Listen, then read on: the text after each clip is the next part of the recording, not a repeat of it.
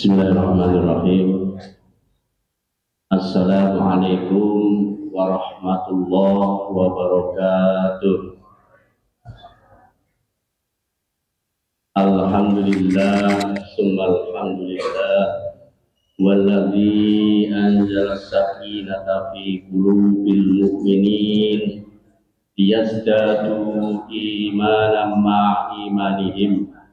Asyhadu an la ilaha illallah wahdahu la syarika lah wa asyhadu anna Muhammadan abduhu wa rasuluhu la nabiyya ba'da. Allahumma shalli ala Muhammad wa ala alihi wa ashabihi wa man tabi'ahum bi ihsanin ila yaumil qiyamah. Subhanaka la ilma lana illa ma 'allamtana innaka antal alimul hakim. Bapak Ibu jamaah sholat subuh yang dilanjutkan dengan kajian rutin, yaitu dengan tema Sirah Nabawi yang dirahmati oleh Allah Subhanahu wa ta'ala. Alhamdulillah, pada pagi hari ini kita diberi kesehatan oleh Allah Subhanahu wa ta'ala, dan ini nikmat yang paling besar yang diberikan oleh Allah Subhanahu wa ta'ala kepada kita, sehingga kita bisa melangkahkan kaki kita ke masjid yang kita cintai ini, yaitu Masjid Al-Qohar. Dan mudah-mudahan apa yang jenengan niatkan dari rumah menuju ke masjid ini, mudah-mudahan mendapat ridho dari Allah Subhanahu wa ta'ala. Bapak Ibu jamaah sholat subuh rahimakumullah, pada pagi hari ini nanti seperti biasa dan tidak selalu ya, nanti setiap habis kajian nanti kita akan menikmati sarapan pagi di halaman sebelah. Untuk itu marilah kita simak kajian pada pagi hari ini dengan seksama, dan mudah-mudahan bisa kita jalankan atau lakukan di keseharian kita, supaya kita menjadikan orang-orang mukmin yang apa. Bapak Ibu jamaah rahimakumullah, ini ada pertanyaan karena ada sponsor dari alat-alat listrik dari Mboro ya. Mboro itu termasuk apa? Sidowungu ya, dari Sidowungu, yang perlu disampaikan. Tapi ada pertanyaannya. Mohon maaf Ustaz ya. Ada pertanyaannya, siapakah di antara jamaah pada pagi hari ini yang usianya paling tua? Ini. Paling tua, tertua. Ya, yang di atas 70 ke atas. Berapa nih? 80. Ada busuanan di sini? Ya ada. Oh enggak ada. Kalau ada busuanan yang nomor 1 83 umurnya. Berarti yang tertua Umi Sunaryati. Ya, nanti dapat hadiah Umi. Jadi saya cari yang tertua.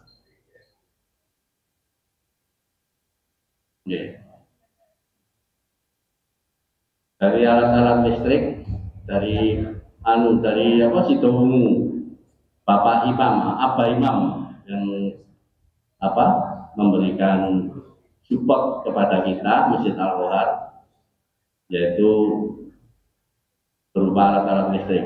Nanti diterima saja. Sekian dari saya, dan marilah kita sebelum memulai kajian, marilah kita baca basmalah.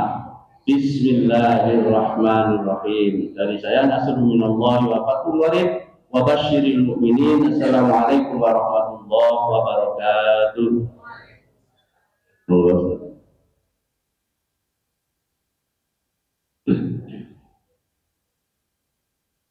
Assalamualaikum warahmatullahi wabarakatuh. Bismillah, alhamdulillah, ala nikmatillah, la hawla wa la quwwata illa billah.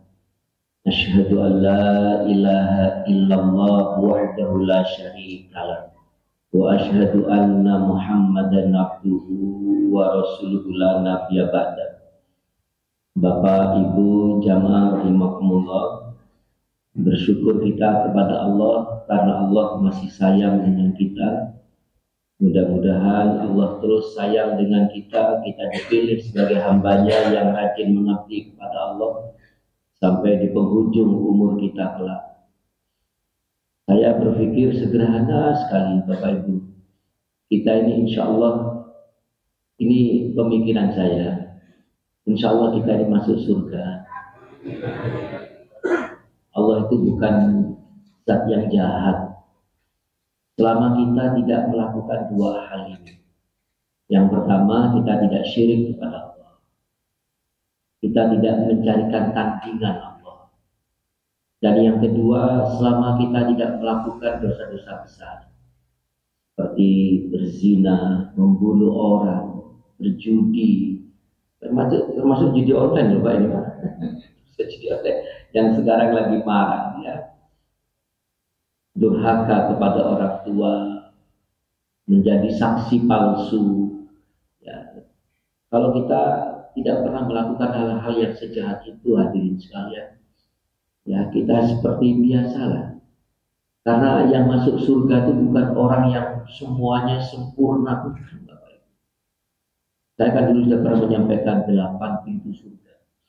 8 pintu surga itu Bapak Ibu berdiri sendiri-sendiri. Salah satunya adalah orang yang rajin menjaga sholatnya, bagus sholat. Pintu yang Allah berikan kepada orang yang rajin sholat, menjaga sholat, dimanapun dia tinggal, dimanapun dia berada. Kalau kita sedang menjaga sholat di rumah itu ringan, Pak. Tapi kita menjaga sholat ketika kita sedang safar, bepergian kemana-mana, ada hajatan, sesibuk apapun, tetap menjaga sholat. Itu oleh Allah dijanjikan pintu surga. Dan itu tidak pakai syarat Pak. Orang yang rajin sholat ini harus infaknya banyak, harus hafal 10 juz minimal Quran. Tidak ada. Jadi berdiri sendiri-sendiri. Ada juga pintu surga yang bernama dengan babus sodaqoh, pintu bagi orang yang rajin bersodaqoh. Dan itu pun juga tidak ada syaratnya. Yang rajin sedekah itu harus sholatnya bagus, harus bacaan Qur'annya bagus, hafal minimal 10 juz, tidak ada. Itulah saya punya keyakinan bahwa insya Allah semua di antara kita ini insya Allah akan bertemu di surganya Allah. Yang penting dua hal tadi, jangan sampai syirik kepada Allah. Ya, jangan sampai kita melakukan dosa-dosa besar. Karena sesungguhnya hadirin sekalian, apapun yang kita lakukan di dunia ini, ibadah apapun, saya ulangi lagi, ibadah apapun yang jenengan lakukan, ngoyone koyo apa, itu tetap tidak bisa membeli tiket surganya Allah. Jadi ibaratnya tiket surga itu 200.000. Jenengan mau ibadah semoyo apapun sehari semalam, paling banter oleh 5.000.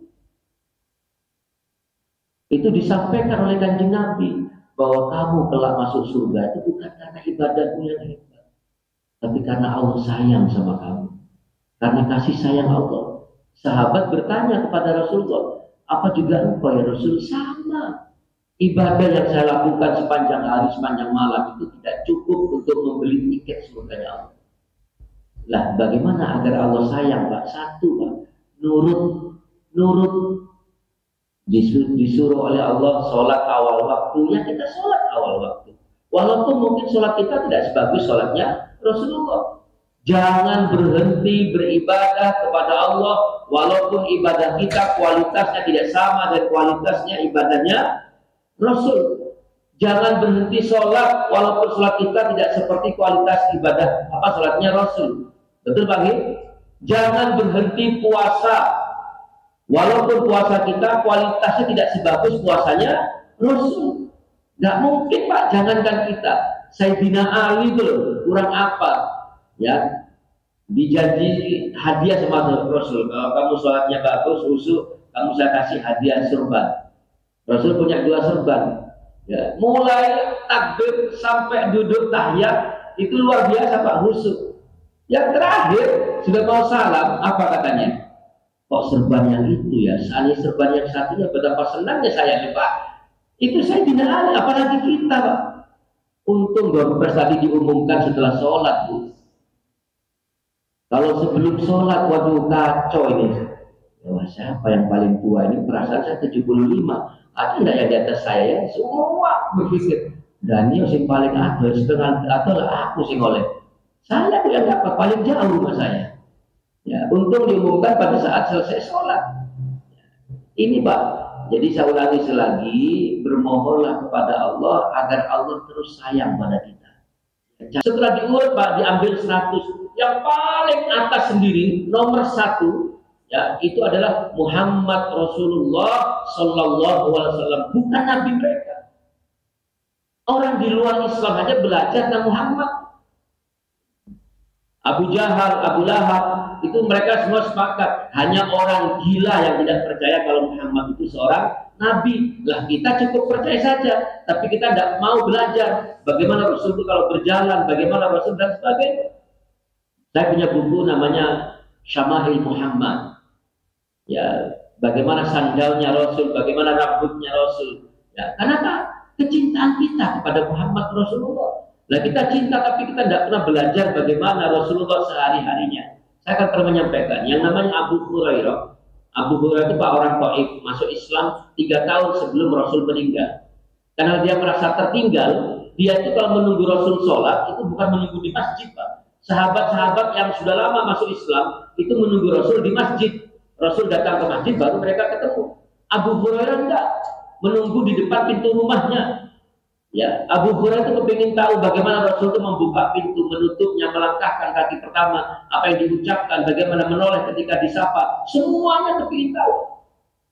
Itu hadirin sekalian. Jadi kalau kita hanya sekedar bersalawatan, tidak ada masalah. Tapi betapa naifnya kita ketika kita mengadakan acara seperti 20-an tahun, tapi kita tidak punya referensi apapun tentang Muhammad Rasulullah. Oleh sebab itu mari di sela-sela di acara-acara apapun kita perlu mengangkat sejarah tentang Muhammad Rasulullah agar kita tahu. Kita mulai Pak, nanti jenengan akan merasakan jenengan pernah seberapa besar cinta kita kepada Muhammad dan seberapa besar kita telah melakukan semuanya. Rasul dimulai dari Rasul bangun tidur. Apa Pak yang dibaca Rasul ketika bangun tidur? Pernah bangun tidur? Apa Pak yang dibaca Rasul Pak ketika bangun tidur Pak? Astagfirullah. Alhamdulillahilladzi ahyana ba'dama amatana wa ilaihin nusur. Intinya, ya Allah, aku bersyukur kepadamu ya Allah karena Engkau telah menambahkan umur berapa Pak? 1 bulan per 1 pekan? 1 hari Pak. Ditambah umur oleh Allah 1 hari. Jangan kepedean Pak, jangan merasa wah saya hidup masih lama ya karena saya tidak ada penyakit sama sekali. Kemarin general check up sehat, tidak ada penyakit apapun. Mati itu tidak harus diawali dengan sakit. Tidur bablas siapa Bu? Loh, mari sahab. Kalau ibu-ibu itu ya tidur bablas Pak, tidak bangun lagi. Tidak harus, makanya suaminya kaget karena apa? Tidak ada riwayat sakit. Itulah cara Allah. Malaikatul maut yang bertugas mencabut nyawa orang. Malaikatul maut Pak tidak tahu kapan orang itu meninggal. Tidak tahu kapan orang itu meninggal. Perintahnya mendadak, cabut ya sudah dicabut. Itu hadirin sekalian. Nah, ketika kita bangun dari tidur, kita bersyukur kepada Allah. Ya Allah, saya bersyukur ya Allah, Engkau tambah umurku sehari lagi. Sudah, setelah itu hadirin sekalian, karena malamnya kita berangkat tidur lagi. Bagaimana Pak? Doanya orang mau tidur Pak. Bismika Allah, Humma ahya, wa bismika amut. Ya Allah, dengan menyebut asmawi Allah, aku serahkan apa Pak? Hidup dan mati. Berarti tidur itu berangkat mati Pak. Sehingga begitu kita dibangunkan ya Allah, bersyukur alhamdulillah ya Allah. Itu pun Pak, maupun Pak, 24 jam atau sehari itu kadang-kadang nggak kepake semuanya. Gimana bangun jam 3, jam 9 kecelakaan meninggal? Berarti kan cuma dipakai 6 jam. Betul Bang? Sudah, yang pertama. Yang kedua, setelah itu Rasul masuk kamar mandi. Apa doanya kamar mandi Pak? Loh, gimana Pak? Tidak perlu masuk kamar mandi. Masa habis banjiran terus? Allahumma inni a'udzubika minal khubuthi wal khaba'is. Ya Allah, aku berlindung kepadamu ya Allah. A'udzubika, aku berlindung kepadamu ya Allah. Minal khubuthi wal khaba'is, dari godaan setan laki-laki dan setan perempuan. Berarti di kamar mandi banyak. Ya kan, ibu-ibu bilang setan sambil melihat saya. Ya, enak juga itu. Ya, berlindung kepada Allah dari godaan setan laki-laki dan setan perempuan. Berarti di kamar mandi banyak setannya. Berarti di kamar mandi tidak boleh lama-lama. Wallahi hadirin sekalian, tidak boleh lama-lama. Karena Pak, kita sedang bertemu, kita sedang berurusan dengan setan Pak. Banyak kejahatan yang terjadi di kamar mandi. Ya, sehingga kadang-kadang kita ini, maaf Bu ngapunten nggih, karena bapak sudah pergi kerja, anak-anak sudah pergi berangkat sekolah, harus mumpung harus nyelatu. Ya, lagu itu bukan cuma satu lagu, satu album dinyanyikan semua sama ibu-ibu, satu kaset diputar semua di kamar mandi itu. Mumpung baru sing nyelatu Pak, nyanyi. Padahal di kamar mandi banyak, jangan-jangan suara 2, suara 3 itu suaranya setan semua itu. Hati-hati Bapak Ibu. Sudah di kamar mandi bagaimana kita mandinya Pak? Diajarkan oleh Rasulullah. Bagaimana urutan kita mandi? Jangan langsung digrojoki, tapi disiram kakinya dulu, di bawah lutut disiram dulu, sampai tubuh kita merasakan dinginnya air di bak mandi itu. Yang pakai shower silakan lah. Ya semuanya ini ada teknologi silakan. Yang mau pakai water heater ya silakan. Pokoknya urutannya yang saya sampaikan itu yang disampaikan oleh Rasulullah. Diurut dari menyiram kaki di bawah lutut, setelah itu di bawah pusar, setelah itu di bawah bahu. Berhenti sebentar. Setelah badan tubuh ini bawah ini sudah basah, baru kita menyiram kepala dan sebagainya. Itu ada aturannya. Yang berikutnya tidak boleh menutup kamar mandi. Tidak boleh menutup kamar mandi. Maksudnya Pak, setelah mandi Pak. Setelah mandi jangan ditutup kamar mandi, biarkan terbuka. Karena apa? Ini ilmiahnya Pak, ilmiahnya. Di kamar mandi itu ada kloset. Kloset itu di bawah kloset sana itu ada septic tank, betul? Di dalam septic tank itu ada pembusukan. Pembusukan itu mesti mengeluarkan gas buang Pak. Namanya metana atau amonia. Sama seperti sampah itu Pak. Sampah itu kalau ditumpuk yang sudah membusuk dengan buka, itu ada gas Pak. Itu gas itu ditutup kamar mandi, maka dari kloset itu Pak keluar gas. Kalau itu ditutup berlama-lama, sepekan, 2 pekan, berbulan-bulan, maka nanti dari kamar mandi itu Pak mulak ada gas. Itu kalau dibuka akan ada dorongan gas dari dalam kamar mandi. Caranya apa? Nurut. Ya, dilarang berbuat zina, jangan berzina. Dilarang minum minuman keras, jangan lakukan Pak. Dilarang begini, dilarang mau fitnah, dilarang begini, jangan lakukan. Insya Allah dosa-dosa kecil kita akan dihapus. Banyak yang kita lakukan yang dapat menghapus dosa kecil. Banyak. Seorang ibu merawat anaknya itu menghapus dosa kecil. Seorang ayah pergi mencari nafkah itu sudah menghapus dosa kecil. Kita berangkat ke masjid itu menghimpun pahala, pulangnya menghapus dosa. Itu dosa kecil yang dimaksud Pak. Ya, sehingga kalau kita istiqomah dengan ibadah seperti ini, insya Allah kita akan berkumpul di surganya Allah. Amin ya rabbal alamin. Makanya Pak, ngapunten, kalau ada yang saling mengingatkan, mohon tidak tersinggung, Bangin. Kenapa? Sudah komunitas seperti ini, majelis seperti ini, sudah saudara Bapak Ibu. Semuanya kepingin nanti bersama-sama masuk surganya Allah. Jadi kalau ada yang mengingatkan, saya kemarin ngaji di rumput, ada pertanyaan itu. Kalau kita mengikuti standar orang di luar masjid, Pak.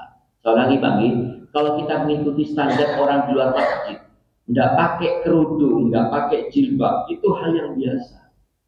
Tapi ketika kerudung kita mungkin tidak sempurna, diingatkan oleh saudara kita yang sama-sama ngaji di Al-Quran, jangan tersinggung. Betul Bu? Karena Pak, standar kita di masjid ini sudah standar Islam. Jadi kalau mungkin ada yang berkata tidak bagus, berkata mungkin maaf, mungkin tidak sopan, agak kotor, diingatkan oleh orang-orang yang sama. Majelis ini di Al-Quran, jangan tersinggung Pak. Kalau Bapak ngomong mungkin agak kotor, di luar sana, itu mungkin biasa-biasa saja. Bahkan orang itu nyapa temannya misu dulu Pak. Betul ya? Nyapa teman, ada penelitian Pak, disertasi Pak, dokter Pak itu Pak. Jadi Surabaya itu nyapa temannya, jadi lama nggak ketemu, misu dulu, oh tambah lembu kok saya gitu. Tapi misu dulu Pak. Misu dulu. Wah, saya tambah lembu Pak. Saya kita itu misu dulu itu. Nah kalau di masjid kita nggak patut seperti itu. Nah kalau ada yang mengingatkan, ya kita harus berterima kasih. Ini hadirin sekalian, rindu melihat suasana seperti ini luar biasa. Mudah-mudahan saya bermohon pada Allah, mudah-mudahan siapapun yang mengurus masjid ini, lelahnya, keringatnya, waktunya, tenaganya, energinya, semua termasuk harta bendanya, termasuk yang mengurusi kajian pagi kita itu, yang menyiapkan pecel orang Pak. Soto, Masya Allah. Yang menyiapkan semuanya, Bapak Ibu, mohon maaf, ini bukan hal yang kecil Bapak Ibu. Kecil bagi orang yang ikhlas, karena apa? Mereka ikhlas melakukan. Tapi bagi orang yang tidak ikhlas, ya itu sambil ngerweng gara-gara alkohol ini. Ya, ibu aku ayah tangi jam setengah apa, akhirnya aku tangi jam loro, repot ini. Tapi bagi orang yang ikhlas, indah rasanya.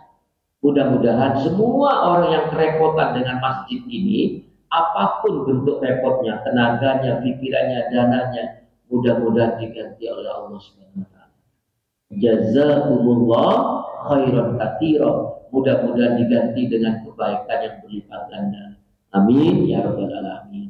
Baik hadirin sekalian, saya melanjutkan yang kemarin. Kita cinta dengan Muhammad Rasulullah. Kita harus tahu apa yang dilakukan Kanjeng Nabi mulai dari bangun tidur sampai tidur kembali. Jangan-jangan ngapunten Pak, kita ini cinta, tapi kita tidak pernah tahu. Ya, saya kemarin Pak ceramah di majelis di tengah jalan gini Pak. Banyak ibu-ibu, ada kalau 200-300 mungkin. Ya, di tengah jalan begini. Sebelum kajian ada mahalul qiyam. Ya, kebetulan saya karena saya transit di rumahnya tuan rumah, jadi saya ikut mahalul qiyam, Pak. Bapak tahu mahalul qiyam? Ya, berdiri, ya kan, sambil bersedekap, lalu mengucapkan Allahumma sholli. Saya tanya sekarang, apa itu salah, Bapak Ibu? Apa itu salah? Ya, nggak salah, Pak, nggak salah. Saya kemarin juga ngaji di Banyurik, begitu masuk, saya ibu-ibu yang datang itu, jamaah datang, dapat kecap, dapat gula, dapat minyak, terus sama dapat mie instan. Boleh nggak ini? Terus di tengah kajian ada yang tanya, Ustadz, bagaimana dengan Maulid Nabi yang ada gantungan pisang, gantungan semangka, terus mereka itu dibagi, ada yang berebut, boleh nggak? Siapa yang melarang, Pak? Apa bedanya dengan kasih kecap mie instan? Sama. Nggak ada. Apa bedanya dengan dikasih pecel ini? Dikasih soto? Apa bedanya, Pak? Sama, hadirin sekalian. Jangan tergesa-gesa mengatakan bid'ah.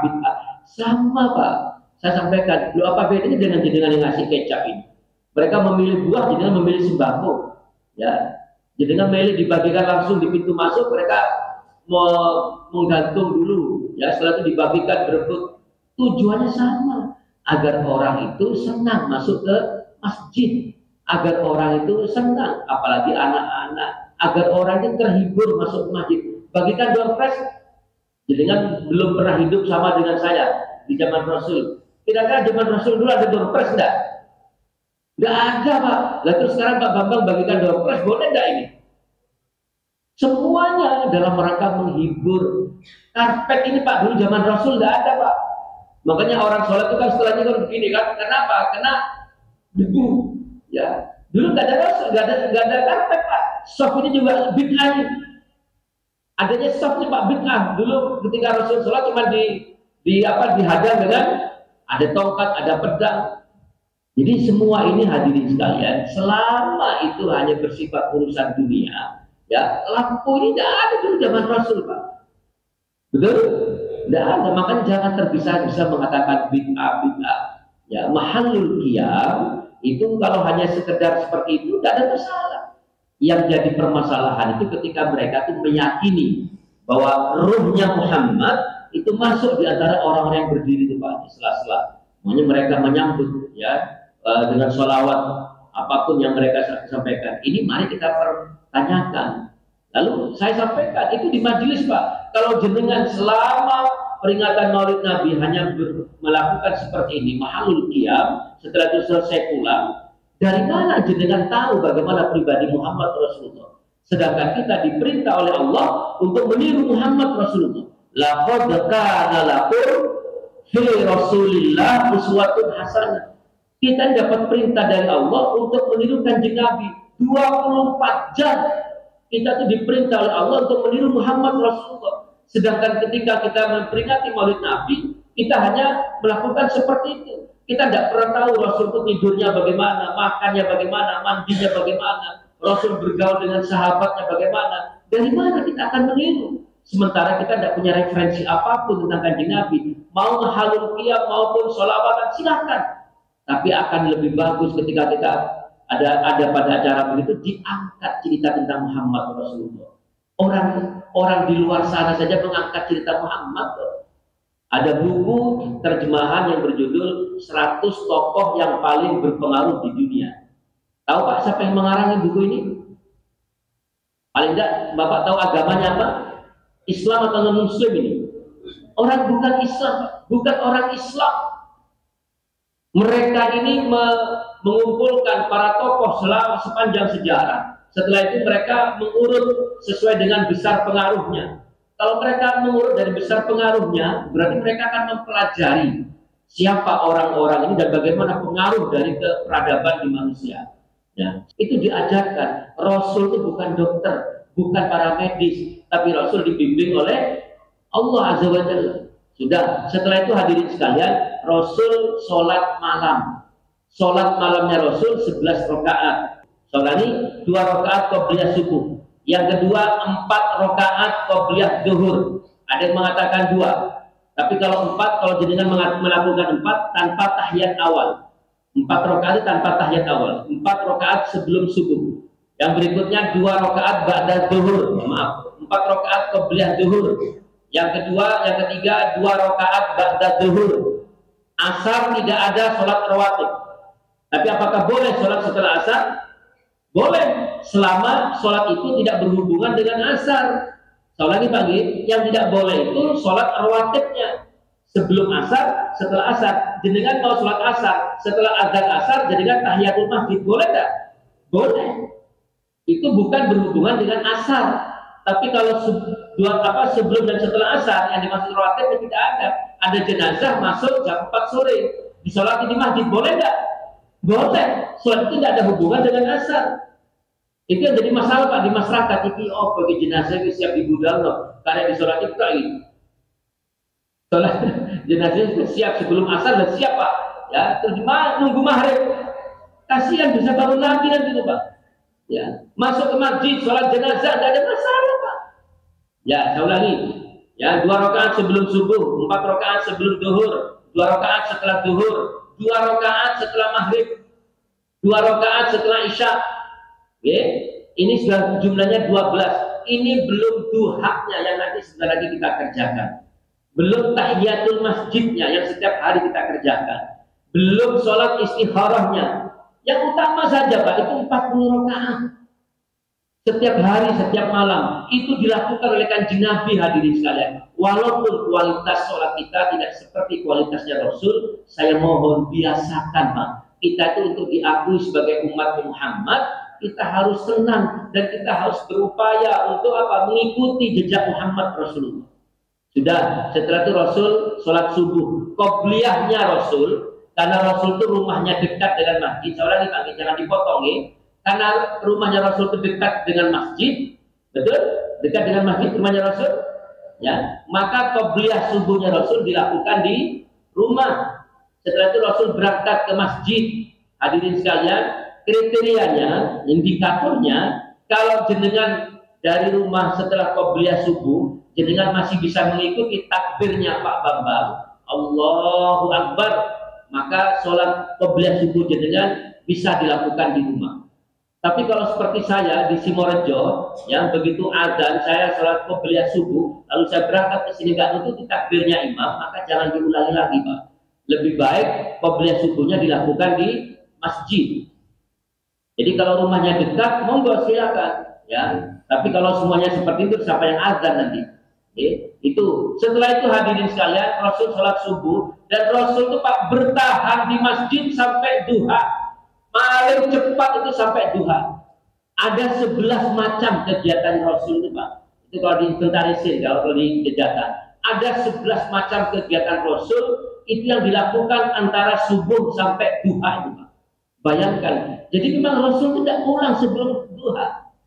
Ya, tapi kalau seperti saya, mohon maaf, ini karena sistem ya pegawai negeri itu jam 6:30 sudah harus cek apa? Harus absen, ya, cek log. Dan jenengan yang bisa lakukan itu bersyukur Pak, lakukan Pak.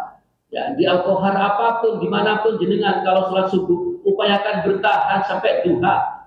Apa yang dilakukan Rasul? Ada dengan baca Quran, ada tilawah jama'i, tilawah bersama-sama. Mungkin 2 lembar, 3 lembar, silakan Pak. Ya, ada mungkin membaca buku atau mungkin juga berzikir subhanallah wa la ilaha illallah. Silakan dilakukan apapun hadirin sekalian. Mungkin baca Quran sampai 1 juz dan sebagainya. Sampai Rasul itu Pak menanyakan mimpi dari sahabatnya. Mimpi apa kamu tadi malam? Sampai seperti itu Pak. Di antara subuh sampai duhanya itu. Ada zikir pagi, zikir petang. Ada Pak? Al-Maksurat. Itu bukunya kecil Pak, ya monggo silakan dijadikan bekal itu, ya untuk mengisi antara subuh sampai duha. Pak, saya pernah tahu Al-Maksurat ya, buku kecil Pak, buku kecil itu zikir pagi, zikir petang. Ya Bapak nanti sekali-sekali kalau lebih tahu contoh itu, Bapak sekali-sekali ke Masjid Pemuda. Masjid Pemuda, saya sendiri juga belum menerapkan di masjid saya, jadi sifatnya hanya pribadi. Ya. Di Masjid Pemuda daerah mana Pak? Daerah Pacakuling ya, daerah Pacakuling. Masjidnya itu Pak kecil Pak. Dikatakan musola saja mungkin masih belum pantas Pak. Kecil Pak. 3 soft terakhir itu sudah mepet tembok Pak. Panjang begini Pak. Saya pernah sholat di sana. Ingin tahu saya menjadi orang paling tua Pak. Ternyata memang anak muda-muda semua. Mas Aldi ini mungkin masih pantas di sana. Ya, tapi kalau saya ini sudah kelewatan. Ya, saya melihat loh, seperti pondok Ramadan, anak kecil-kecil semua. Ya, itu Pak setelah sholat subuh, hadirin sekalian, yang pertama yang dilakukan adalah membaca Quran, ya, tilawah, dipandu oleh imamnya. Setelah itu dia membaca zikir pagi sampai selesai. Setelah zikir pagi dia menderas, menafsirkan Al-Quran. Jadi diambil berapa ayat ditafsirkan oleh imamnya itu. Jadi ringan-ringan saja. Setelah itu dia mendoakan para donatur yang membantu masjid itu. Infaknya setiap bulan Bapak Ibu, setiap bulan infaknya itu sudah mencapai angka 500 juta. Setiap siang Pak, setiap hari Pak, setiap hari tidak pernah berhenti. Dia itu menyediakan makan siang. Makan siang bukan hanya untuk orang yang sholat, tapi untuk orang yang lewat, muslim, non-muslim, semuanya itu di situ Pak. Allahu Akbar. Ini semua keberkahan, ya. Di lain tempat mungkin juga lain caranya. Jadi Rasul melakukan aktivitas, tidak ada aktivitas Rasul setelah sholat yang lain melebihi sholat subuh. Setelah zuhur, setelah asar, maghrib, isya, itu tidak ada yang lebih lama dibandingkan dengan sholat subuh. Itu hadirin sekalian, mohon diingat baik-baik. Sedapat mungkin kita lakukan ini. Baru setelah itu Rasul mengakhiri dengan sholat duha. Sholat duha. Sebentar lagi ini Pak, suruh kita ini kalau nggak salah 5 lebih 8 kalau nggak salah. Itu nanti bunyi waktu suruh. Mohon maaf, sepengetahuan saya Pak, pemahaman saya, tidak ada sholat suruh. Tidak ada sholat tuluk. Yang ada itu hanya waktu suruh. Justru waktu suruh itu kita dilarang sholat. Ya, waktu suruh ada 3 waktu kita dilarang sholat. Yang pertama waktu suruh itu, ya, dan yang kedua ketika matahari persis tanpa bayang-bayang. Kalau matahari sudah bergeser ke barat, muncul bayang sedikit saja di sebelah timur, maka itu sudah masuk waktu zuhur. Hati-hati bagi mereka yang melakukan sholat tahiyatul masjid ketika masuk ke masjid waktu zuhur. Kalau saya menganjurkan, lebih baik dilakukan setelah azan sekalian. Karena apa? Beberapa menit sebelum azan, itu waktu ketika matahari tanpa bayang-bayang. Ketika tanpa matahari pas di tengah, itu justru kita dilarang sholat. Karena itu sama dengan kepercayaan orang di zaman dulu.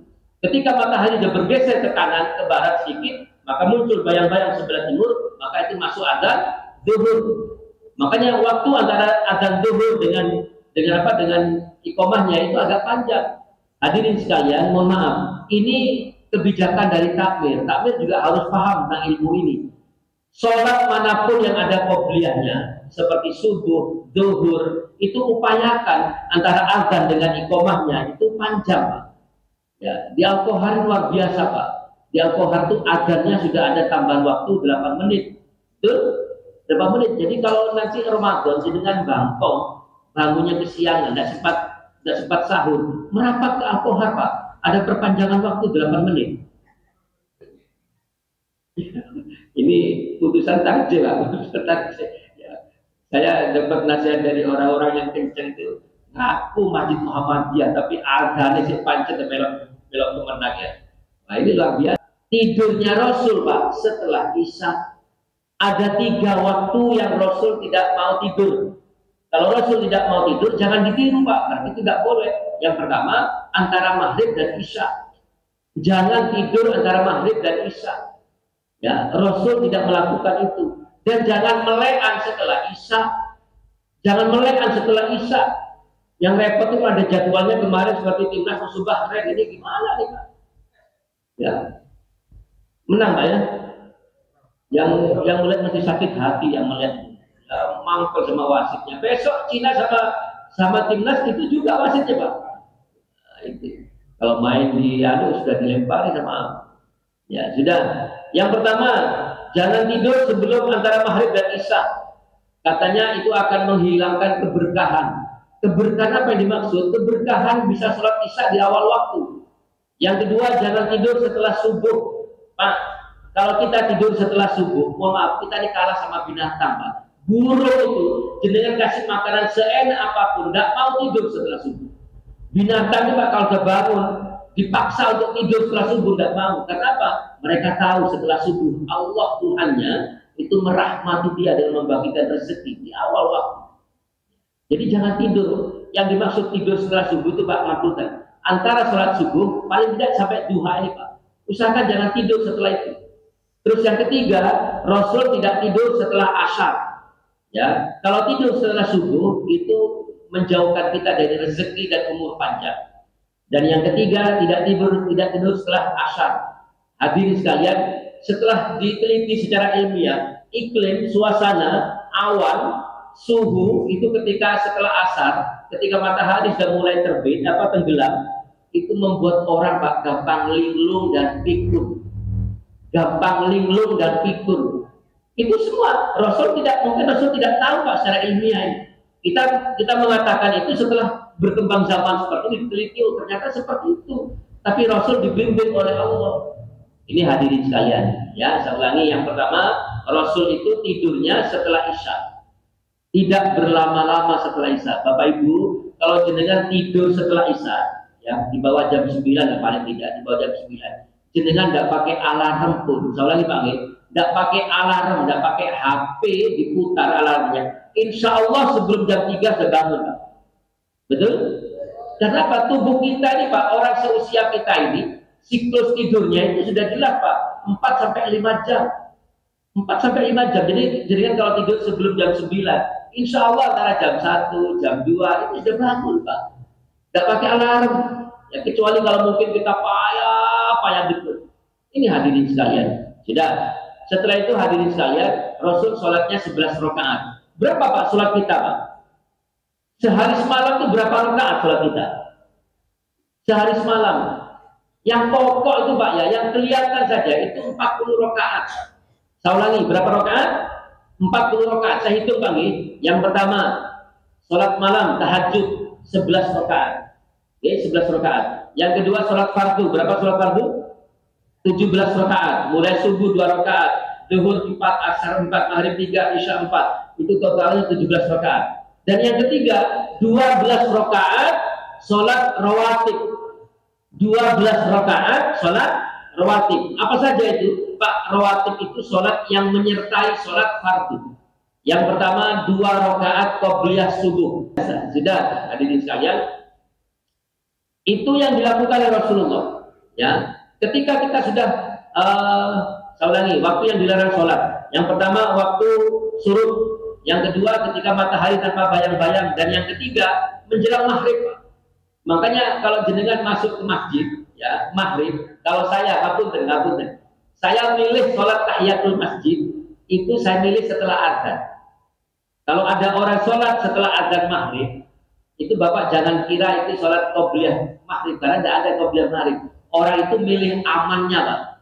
Ya, setelah azan berarti sudah lewat waktu yang dilarang tadi, dia melakukan sholat tahiyatul masjid. Ada juga masjid yang tidak ada kesempatan sholatnya itu, Pak. Ya, saya pernah masuk ke Al-Falah Darmo itu. Jadi antara azan maghrib dengan iqomahnya itu tidak ada jeda. Begitu selesai azan langsung iqomatus sholat. Dulu saya tidak tahu kalau sekarang. Ya. Itu ada yang seperti itu. Karena apa? Mereka meyakini bahwa tidak ada qobliyah maghrib. Tapi orang kan ada yang diberi sholat tahiyatul masjid. Boleh nggak tahiyatul masjid menjelang maghrib? Boleh Pak. Tapi kalau antara azan dengan iqomah itu tidak ada jeda, maka tidak ada kesempatan orang itu melakukan itu. Ini hadirin sekalian. Sudah. Berikutnya setelah Rasul sholat subuh, Rasul sholat duha 2 rakaat. Antara syuruk dengan duha ini hilaf Pak. Banyak pendapat, ada yang mengatakan 5 menit setelah syuruk. Ini nanti jam berapa? 5:08 kalau nggak salah waktu syuruk itu. Ya. Oh, ada yang nambah cuma 5 menit. Ada yang nambah cuma 10 menit. Ustadz Abdus Somad itu nambahnya 10 menit. Kalau Ustadz Adi Hidayat itu Pak dihitung dari adzan. Kalau dari adzan subuh itu nanti duhanya yang pertama itu 1,5 jam, 90 menit. Jadi kalau adzan subuh ini jam 3.55 ya Pak Wadi. Jam 3.55 adzan subuhnya, 1,5 jam dari itu. 1,5 jam dari itu berarti kurang lebihnya jam 5:30 kurang 5 itu masuk duha yang pertama. Bukan duha yang paling afdol. Saya ulangi, duha yang pertama. Jenengan kalau ingin mendapatkan pahala, ya 3 paket ini, maka melakukan duha yang pertama. 3 paket yang saya maksud, yang pertama adalah berjamaah subuh di masjid. Saya ulangi panggil, berjamaah subuh di masjid. Yang kedua, zikir di masjid antara subuh sampai duha. Zikir itu Pak mulai dari taklim seperti ini, membaca Al-Quran, tilawah berjamaah, atau mungkin juga ngobrol. Bahasa nakalnya ngobrol. Tapi selama yang diobrolkan itu sesuatu yang manfaat bagi masjid. Ya apa cari golek dana, ya apa cari memakmurkan masjid, boleh tidak Pak? Sampai nanti menjelang selesai syuruk, sampai waktu duha, maka tegakkan sholat sunnah 2 rakaat, maka pahalanya kata Rasulullah bagaimana? Seperti pahala haji dan umroh. Rasul menutupnya dengan 3 kata yang sama, sempurna, sempurna, sempurna. Itu yang dilakukan Kanjeng Nabi seperti itu Pak. Nah kita ini umatnya Rasul, mau niru siapa kita kalau bukan niru Kanjeng Nabi? Setelah itu Rasul kembali pulang ke rumahnya. Ucapan masuk rumah itu hanya 1 Pak, Assalamualaikum.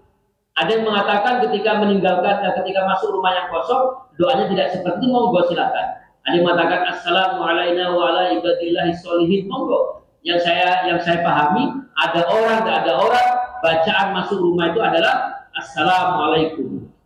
Apalagi seperti yang kita tahu, paham bersama, di rumah kita itu selalu ada setan yang menempati rumah kita. Jangankan rumah Pak, di masjid kita ini Pak ada setan Pak. Loh iya betul, ada namanya Hanzab. Ansab itu mengganggu orang ketika orang itu sedang sholat. Belum takbir, jangan dibiarkan bagus. Niatnya khusyuk macam-macam. Begitu Allahu Akbar ingat. Ya, ini no sandalmu anyar ya. Sandal anyar, apa hubungannya sandal anyar be alkohol? Ini no motormu belum bawa kunci mak. Muncul pak semuanya pak, ya kan? Apalagi diumumkan nanti setelah sholat ada soto, langsung dia pikir soto daging sama soto ayam ya. Muncul pikirannya macam-macam pak. Itu pekerjaan Hanzab. Ada lagi namanya wasnan. Wasnan itu pak mengganggu orang yang sedang taklim seperti jenengan. Tugasnya pak menaburkan tepung ke muka orang yang sedang taklim. Apa tujuannya pak? Biar ngantuk. Tapi hebatnya wasnan itu begitu Pak Bambang ke belakang, saya maju, belum saya mulai, wasnan itu bisiki jenengan semuanya pak. Boleh sendenan. Itu tugasnya wasnan, boleh sendenan. Maka ada yang dapat sendenan, terus oleh sendenan, isok selonjoran, ya, duduknya persis di bawah AC, pokoknya nggak ketat, ketip, ya, nggak pakai ditaburi tepung, kata bos. Ada lagi di rumah namanya apa bu? Masih ingat? Dasim, Dasim. Hati-hati ngasih nama anak Muhammad Dasim. Ya ketuanya api lo betul. Muhammad Dasim, Muhammad Wasnan. Ini nama setan pak ini pak. Muhammad Dasim. Dasim itu tugasnya menempati rumah-rumah kosong, kamar-kamar kosong. Makanya ketika masuk rumah, ucapkan Assalamualaikum. Maka kata Dasim, ayo keluar, tidak ada tempat bagi kita di rumah ini. Jangan ditambah ibu, Assalamualaikum Dasim. Jawab teman-teman, waalaikumsalam. Sudah selesai, Rasul menuju ke meja makan. Apa pak? Doa makan pak. Perlu saya sampaikan pak. Masih ingat tak ini? Apa doa makan? Allahumma barik lana fima razaqtana wa qina adzabannar. Ini artinya bagus pak. Tapi mohon maaf, riwayat hadisnya itu kalau sahih dengan apa? Bismillah. Bismillah. Bukan Bismillahirrahmanirrahim, tapi Bismillah. Itu lebih afdal, lebih sahih hadisnya. Rasulullah ketika pulang dari Taif, mampir ke sebuah kebun kurma, ya, oleh pemiliknya Rasul dikasih anggur melalui pembantunya yang bernama Adas. Ketika anggur mau dimakan, Rasul membaca Bismillah. Yang kita sebut Bismillahirrahmanirrahim itu awal surat pak. Awal surat dengan berdoa itu beda pak. Istighfar itu astagfirullahaladzim. Tapi ketika sholat selesai kita berzikir itu bukan astagfirullahaladzim pak, tapi astagfirullah, astagfirullah, astagfirullah. Saya sama teman pernah diingatkan, yang dibaca Pak Lutfi itu apa ya? Aku nggak mau coba itu riwayati. Ya. Jadi astagfirullah, astagfirullah sama pak. Jenengan keluar rumah apa pak doanya pak? Keluar rumah. Kamu apa pak? Bismillahirrahmanirrahim, bukan Bismillahirrahmanirrahim. Jenengan yang beli kurban apa pak doanya pak? Bismillahirrahmanirrahim, bukan Bismillahirrahmanirrahim. Naik pesawat apa doanya? Bismillahirrahmanirrahim, bukan Bismillahirrahmanirrahim. Bismillahirrahmanirrahim itu awal surah. Semua ayat, semua surah di Al-Quran, mulai Al-Fatihah, ya, sampai An-Nas kecuali surah At-Taubah diawali dengan awal surah Bismillahirrahmanirrahim. Itulah hadirin sekalian. Tapi kalau berdoa beda. Malam Jumat pun juga beda. Doanya begitu pak. Bismillah, Allahumma jabarisakan dan seterusnya. Itu pun juga Bismillah. Bukan Bismillahirrahmanirrahim. Pak jalan karena usia di atas 50 tahun terus lupa doa ini pak. Itu bukan Bismillahirrahmanirrahim tapi Bismillah. Sudah. Setelah itu Rasul makan pak. Bentar lagi. Rasul makan pak. Hadirin sekalian. Ketika kita mengikuti sunnah Rasul. Ini saja pak. Ini saja. Ini kita bisa mendapatkan 6 kebaikan. Makan minum itu saja kita bisa mendapatkan 6 kebaikan. Yang pertama, dilakukan dengan duduk, bukan berdiri ataupun berjalan. 1. Yang kedua, dipegang dengan tangan kanan, bukan tangan kiri. Hati-hati. Ya, makanya tidak ada kewajiban seorang murid meniru gurunya. Ya, muridnya sering taklim sehingga ngerti tentang ini, sedangkan gurunya tidak pernah mengikuti kajian sehingga tidak tahu. Sehingga banyak guru itu sambil jalan sambil minum. Saya kadang-kadang ya Allah, bagaimana mau mengajarkan anak-anak? Kalau makan saja gurunya nggak tahu caranya. Sudah dipegang dengan tangan kanan, bukan tangan kiri. Yang ketiga diawali dengan membaca Bismillah. Yang keempat, sehaus apapun jangan diminum dalam satu tegukan, tapi upayakan minimal berapa? 3 tegukan. Dan di antara tegukan yang satu dengan yang kedua ada bernafas. Dan yang kelima, jangan meniup minuman. Sekali lagi, jangan meniup minuman di arah minuman itu. Tidak boleh memasukkan apapun yang sudah keluar dari tubuh kita. Sekali lagi, tidak boleh memasukkan apapun yang sudah keluar dari tubuh kita kembali ke tubuh kita. Pak, ada berapa lubang dalam tubuh kita? Berapa? Betul? Kemarin saya ketemu orang katanya bilang ada 7, berarti yang 2 sudah tertutup kan? Ya. Kuping ada berapa lubang? 2. Mata ada berapa lubang? 2. Hidung berapa lubang? 2. Mulut 1 lubang, yang 2 di bawah 9 lubang. Dari 9 lubang ini Bapak Ibu, apapun yang keluar tidak boleh kembali masuk dalam tubuh kita. Meniup itu berarti memasukkan sesuatu yang kita keluarkan dari mulut ke minuman, ke makanan. Setelah itu kita makan lagi. Secara tidak langsung kita memasukkan kembali. Rasul itu bukan dokter, bukan para medis, tapi Rasul dibimbing oleh Allah Azza wa Jalla. Makanya disampaikan Rasul, walaupun itu jauh sekian ribu tahun yang lalu, selalu benar dalam penelitian. Itu yang. Setelah itu Rasul sudah yang keenam mengakhiri dengan tahmid alhamdulillahirabbil alamin. Saudari panggil dengan duduk pegang tangan kanan ya oleh basmalah bismillah, lalu tidak meniup, makan tidak tegukan, atau mungkin kalau makan sudah jelas paling gampang tuh. Berapa kunyahan Pak? Ikunya berapa kali Pak? 33 enggak kelamaan Pak Bambang. Ada yang mengatakan 20 kali. Bapak santai saja makan, santai saja Pak, santai saja, tidak tergesa-gesa. Itu Bapak kalau sempat menghitung itu sudah 20 kali Pak. Jadi Rasul itu luar biasa, indah luar biasa.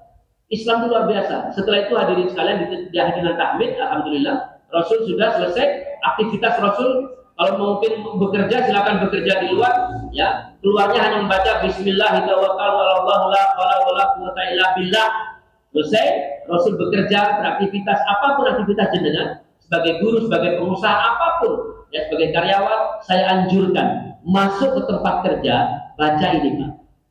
Rabbis rahli sadri wa yassirli amri wahlul 'uqdatam min lisani yafqahu qawli. Surah Taha, surah yang ke-20 ayatnya 25 sampai 28 dibaca Pak. Itu yang dibaca oleh Nabi Musa alaihissalam ketika beliau menghadapi Fir'aun. Fir'aun yang begitu gagahnya, orang yang begitu menakutkan, dibaca ayat itu hadirin sekalian, Fir'aun menjadi luluh kepada Musa alaihissalam. Karena Pak, doa itu ada hikmahnya dan Allah mengajarkan pada kita. Sama-sama boleh apa Pak? Rabbis rahli sadri wa yassirli amri wahlul 'uqdatam min lisani yafqahu qawli. Sudah selesai pulang Rasul membaca assalamualaikum sampai saya ceritakan yang terakhir Rasul berbaring tidur. Rasul tidurnya itu miring ke kanan Pak. Saudari, Rasul tidurnya miring ke kanan. Bukan mengkurap. Yang bahkan mengkurap itu tidurnya apa Pak?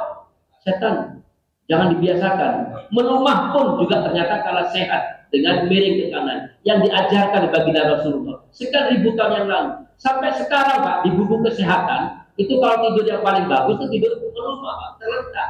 Tapi ternyata Rasul mengajarkannya beda, miring ke kanan. Kenapa? Ternyata kalau melumah begini, ya. Pertama, perhatikan Pak, lidah ini lurus posisinya dengan saluran pernapasan. Sehingga boleh jadi satu saat lidahnya akan menutup saluran pernapasan. Sehingga bukan tidak mungkin satu saat orang ketika tidur malam hari dia akan kekurangan, kehabisan oksigen. Tapi kalau miring ke kanan, maka lidah itu jatuh ke kanan, sedangkan saluran pernapasan masih lurus di belakang. Sehingga tidak saling menutupi. Organ tubuh kita juga tidak saling menutupi. Dan hati-hati, orang kalau tidurnya terlentang, itu potensi ngorok Pak. Ya, Bapak Ibu Nursewu, Bapak ini yang pernah saya dengar. Kalau jenengan bapak atau siapapun tidur, sebaiknya kalau sudah ngorok itu sebaiknya diingatkan. Karena ngorok itu potensi tidak bagus. Saya kemarin waktu haji itu Pak, satu tenda Mina itu ada satu ngorok Pak, semuanya melehan Pak. Sama teman-teman waktu ini dapat berapa ibik ini geraji kayu ini. Oh master Pak, sampai yang pojok satu ngece Pak. Balas, ya Allah, saya persis bersebelah kepala saya. Ini teman saya sebelahnya. Saya akhirnya Pak ngaji terus sampai malam, Pak, sampai ngantuk. Ini nggak ngantuk tuh, lalu melek mana ini. Kenapa? Ya ini karena kebiasaan. Mohon maaf Pak, saya apa ya? Saya tidak tahu. Postur tubuh tidak mempengaruhi. Kita tahu bagaimana prosesnya ngorok itu. Cekuan, hati-hati, cekuan Pak. Kalau cekuan bagi. Kakak ipar saya ini meninggal karena cekuan Pak. Cekuan 4 hari Pak. Anaknya itu apoteker Pak, dokter farmasi. Saya tanya, garu. Karena cekuan itu tidak bisa dianu Pak, tidak bisa disembuhkan. Ya sudah, memohon pada Allah kita diberikan kesehatan. Kalau kita harus meninggal, mudah-mudahan seperti Rasulullah. Rasulullah hanya sakit 3 hari, tidak pernah sakit sebelumnya, sakit 3 hari, dan itu akhirnya sudah selesai urusan semuanya. Saya rasa mungkin itu hadirin sekalian, masih banyak yang perlu kita sampaikan. Oh ya, Rasul itu Pak kalau makan tidak pernah menyisakan, satu butir pun tidak pernah menyisakan. Gitu. Bersih habis Pak. Saya ini heran kadang-kadang orang belum makan, cukup dewi, loh iso itu. Kalau kita di warung diambilkan orang, mungkin Bang, tapi kita lo ngambil sendiri makan di rumah. Kok bisa? Tersisa dulu kok bisa? Satu butir itu kalau semua orang menyisakan satu butir, nanti jadinya tontonan Bang. Itu dibuang, tidak boleh hadirin sekalian. Rasul itu tidak pernah menyisakan makanan sebutir pun. Disulit. Ya, dan tidak pernah nyacat Pak memang ya. Apalagi di rumah istri sudah capek-capek masak, sudah kesepakatan Pak. Saya di rumah juga begitu, kesepakatan. Sampai saya masak, aku sing ngentek dong. Ya Pak Mas enak, luar biasa. Urusan perut itu urusan selera Pak. Ya Pak Mas enak, enak. Ya dalam hati mengatakan ojo minimal ya. Ya itu urusan kita lah ya. Saya rasa mungkin itu Bapak tadi mengingatkan ada soal yang mau disampaikan. Saya rasa mungkin itu hadirin sekalian, mudah-mudahan Allah memudahkan urusan kita. Saya bermohon pada Allah, mudah-mudahan siapapun yang memakmurkan masjid ini, yang mengurus masjid ini, ya sehingga menjadi ramai seperti ini, termasuk yang mengurus semuanya, hidangan semuanya mudah-mudahan diijabah oleh Allah, diganti oleh Allah. Ya, gantinya itu Bu, Allah yang lebih tahu. Mungkin tidak diganti dengan uang, tapi diganti dengan kesehatan. Mungkin tidak diganti dengan uang, tapi mungkin diganti dengan keberkahan anak-anaknya, soleh-solehah dan semuanya. Saya rasa mungkin itu. Terima kasih. Saya akhiri dengan tahmid dan kafaratul majlis. Alhamdulillahirabbil alamin. Subhanakallahumma wa bihamdika asyhadu an la ilaha illa anta astaghfiruka wa atubu ilaik. Wassalamualaikum warahmatullahi wabarakatuh.